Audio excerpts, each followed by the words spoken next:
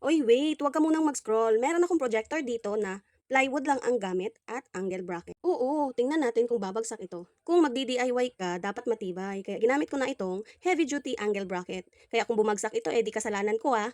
Pero ayun nga, solid, hindi gumagalaw, hindi umiingay. Parang ex mo, hindi na bumabalik. Okay, tara, samahan niyo akong mag-unboxing ng aking mini projector. Ang tagal ko ngang naghahanap ng compact na malinaw kahit hindi mahal. Ito yung klaseng perfect na pang movie nights, pang gaming, at kahit pang karaoke. Wait guys, tingnan nyo to.